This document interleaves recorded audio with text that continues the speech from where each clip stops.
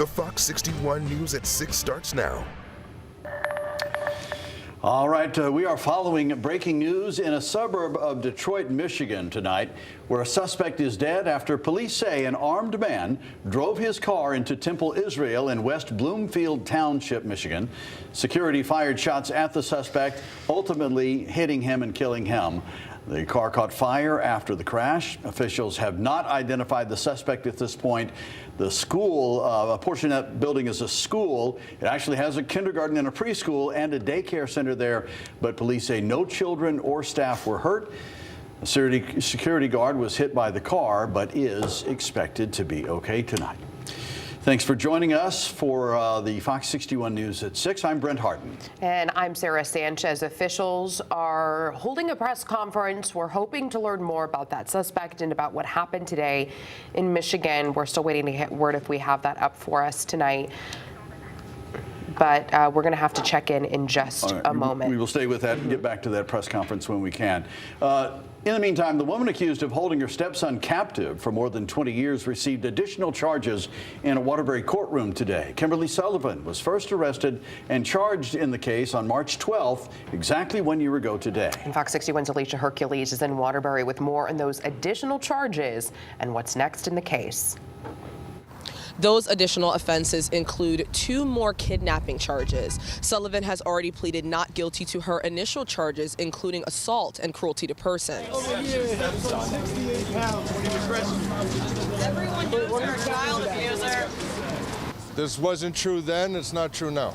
Sullivan's attorney, Giannis Koloidis, says these additional charges change nothing in their approach to the case. After a fire at her home last year, her stepson told first responders he was held captive for more than 20 years in an 8 by 9 foot room. First responders also noted he was emaciated and weighed just 68 pounds despite being in his early 30s. In October last year, the state filed a motion to block the release of his medical records to the defense. Regarding the medical records as to this individual, the records are unsealed. However, the court has now released those records. We're really trying to see what evidence they have and what evidence they're going to produce at trial. The next pretrial hearing will be April 30th. However, Sullivan will not be in the courtroom for that one. In Waterbury, Alicia Hercules, Fox 61.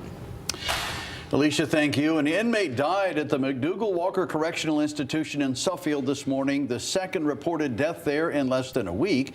The prison has been in lockdown for the investigation. The Department of Corrections says an inmate told staff his cellmate was unresponsive, lying on the floor near a pool of vomit. Paramedics declared 29-year-old Christopher Root dead at 1:18 a.m. The Old Saybrook man was being held on a strangulation charge. The state medical examiner is looking into what caused his death. Now, this is the third reported death at McDougall-Walker and the 6th reported overall prison death this year. The DOC told us one inmate died on February 1st and then another one died this past Sunday. Officials say 3 inmates died last month at the Garner Correctional Institution in Newtown. They happened just days apart on the 1st, 2nd, and 6th. We don't know yet what caused any of those deaths. The department has said the Inspector General was aware of the February deaths. And this all comes during a change of leadership at the department, with Governor Ned Lamont naming an interim head of the Department of Correction. Deputy Commissioner Sharonda Carlos will take over May 1st, following the retirement of Angel Quiros. She has been with the department since the mid-2000s and has been in a variety of roles, including substance abuse counselor and prison warden. Carlos became the deputy commissioner in 2020 and has stepped in as acting commissioner when she was needed. Governor Lamont says her experience, knowledge, and relationships will allow her to hit the ground running in this position. Lamont did not say if he is still looking for a permanent replacement. A major update in Holland now. The plan to build a juvenile detention center is off the table. The Connecticut Judicial Branch closed the case, saying it wouldn't serve the best interests of juveniles in the program. Officials say they'll now restart the search for a new location. The proposal had drawn strong criticism from neighbors and town leaders who were concerned because the site is close to the town's main commercial corridor and schools. Switching to weather mode here, the temperatures back down in the 30s. Yeah, Snow's even coming on the radar. Just like that, it's winter again. At this point, we can handle Any kind of snow, as long as it doesn't come by the foot. That's what I think, anyway. Meteorologist Sam Sempieri is here with the first check of the forecast. Especially after this winter, we can handle, an inch or two of snow. And actually, you see this dark blue shade right here, live Doppler showing that. You got a pretty good steady light band of snow. Looking outdoors, not really much going on, and some observations. Areas that were snowing the last hour, like New York City and Bridgeport, are not. But I do expect this to continue for the next hour or two. Periods of light snow going on, and it's really very, very little in the way of accumulation. Anybody gets anything would be the hill towns and only on the grassy surfaces. The system extends down to the south. Visibility now has gone up a little bit down in southwestern Connecticut, where you had a little bit more steadier snow. 31 in Winsted and Goshen, so below freezing. You're going to watch out for some icy spots anyway because of the standing water going on in the rain and all that heavy snow melt. We have the river flood warnings in western Connecticut for the Housatonic. You see the wind gust of over 20, wind speeds 10 to 15. So chilly this evening, and you can see that temperatures the skies will clear out and temperatures will be dropping back into the 30s. And for the bus stop and the commute, we're going to have those temperatures in the upper 20s to lower 30s. Watch for some icy spots. Coming up, I'll detail your Friday. We'll talk about the weekend and into next week in a few minutes, guys. Sam, thank you. As our state marks National Flood Awareness Week, state and local officials are reminding everyone that flooding is one of the most common natural disasters, even in areas not considered high risk. Fox 61's Tim Latow reports from Kent, where town leaders are paying close attention to river conditions right now. With all the snow we've had this winter, followed by a significant warm-up, state and local leaders tell me there is definite concern for flooding caused by ice jams. Definitely poses a big risk for flooding and ice jams along the river. Emergency management officials say this time of year they're constantly monitoring satellite and radar imaging of rivers, and the Civil Air Patrol has the view from the sky. Here in Kent, an ice jam around this time in 2018 on the Housatonic River caused major flooding that submerged cars and canceled classes at the Kent School. According to FEMA, more than 60% of the state is in a flood zone. But the Connecticut Insurance Department says at least a quarter of flood losses occur outside of a designated flood area. That's why state leaders encourage everyone to at least look into a flood insurance plan to see what their risk factors and premium would be. Ice jams can pile up when the warmer temperatures cause it to melt and flow downstream. River levels are also rising this time of year. Lexi Paquette with the Connecticut Division of Emergency Management and Homeland Security says bridges and bends in rivers are areas of particular concern. The goal with preventing any of that flooding is to try and get as much as that ice past those infrastructure points or those pinch points that might be present. All municipalities have evacuation routes, which town leaders advise everyone to be familiar with. They also say to sign up for CT alerts.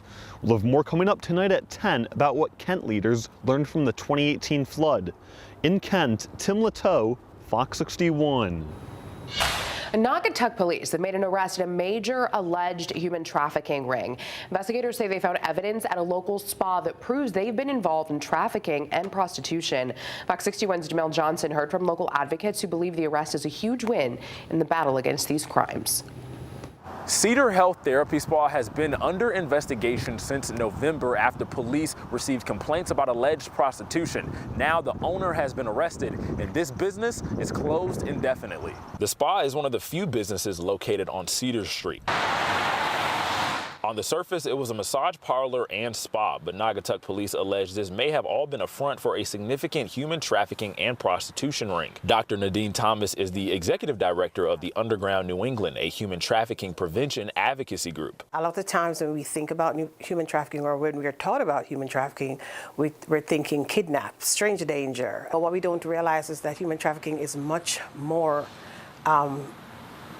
common or prevalent, I should say, in the state of Connecticut than we realize. It's just like in this case, it's in a work environment. During the investigation into the spa, police say they found surveillance that confirmed these allegations. After being granted an arrest warrant for the owner, Yaking Zong, she turned herself in. Police identified Zong as the sole owner of the spa and say she controlled operations and profited from the activity. 2 employees of the spa were also previously arrested. Police say some of the workers were not properly licensed as massage therapists in the state. It is a very small step towards success in what the underground is doing, other organizations across the state is doing in the fight against human trafficking. But for someone who's allegedly a trafficker to come up and say and turn herself into law enforcement, absolutely, that's a surprise. The spa is just a few blocks from the New Era barbershop. That's where Neil Barrett has worked for 3 years. I read about the prostitution. I'm like, and then I'm like, that's crazy. And then I was also really shocked like how close by it is, like to like downtown and stuff. You can walk to there if you really wanted to. Police have not released how many people were victims of the spa's alleged activity, but the understanding of the mental and physical toll of these victims is not lost on the people in Naugatuck. I hope they could like live a separate life, like be able to move on from that, and like, God, it's kind of like messed up. Dr. Thomas says her organization will be reaching out to Naugatuck police to try to offer their victim recovery services to the alleged victims of the spa. In Naugatuck, Jamel Johnson, Fox 61.